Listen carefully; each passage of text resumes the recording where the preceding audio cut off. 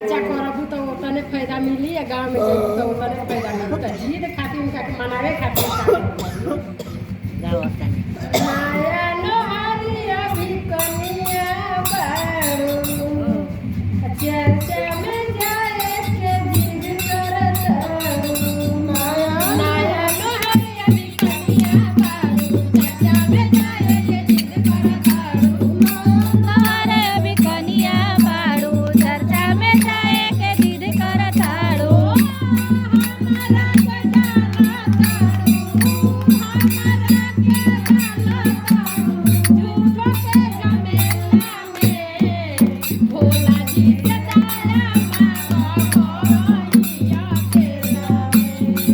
भोला जी से दाया मांगो घर ही अकेला में भोला जी से दाया मांगो घर ही अकेला में अड़ू नया नोहरे अभी कनिया बारू चर्चा में जाए के जिद करत आड़ू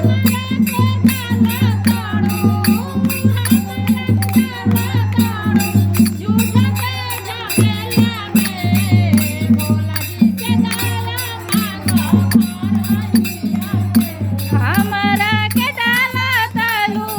हमारा के डाला तालू झूठो के झमेला में आ घर ही में दाया मांग घर ही अकेला में लाठी मैना भूखे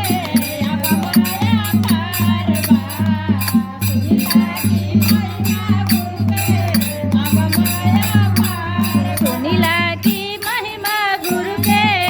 अगमाया पार बा सुनीला की महिमा गुरु अगमाया पार बा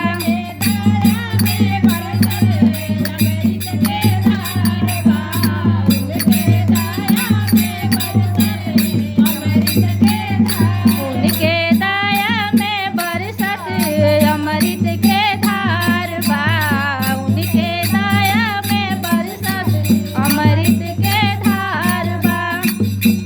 हमरो ही नमवा के घोषणा कराई हमरो ही नमवा के घोषणा कराई तीन सुतरवा के घोषणा कराई हमरो ही नमवा के घोषणा कराई तीन सुतरवा के हमके बताई हमरो ही नमवा के घोषणा कराई तीन सुतरवा के नमवा बताई गीत करत बार बार कि ये सासू मालिया चला हमारा तोहरा संग चलब सासू तोहरा संग चलब सासू यही बेला में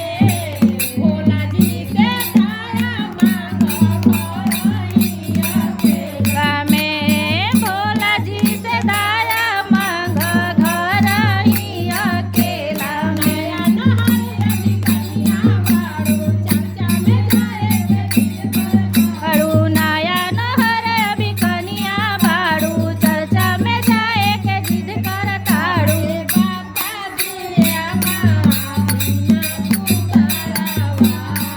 हमके बता दिया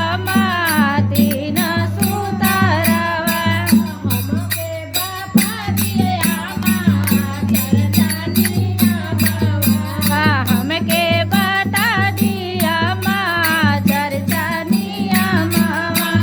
दाना से कंगन लगाई हमरो ही नमवा के बारही दाना के कंगन पहनाई हमरो ही नमवा के घोषणा कराई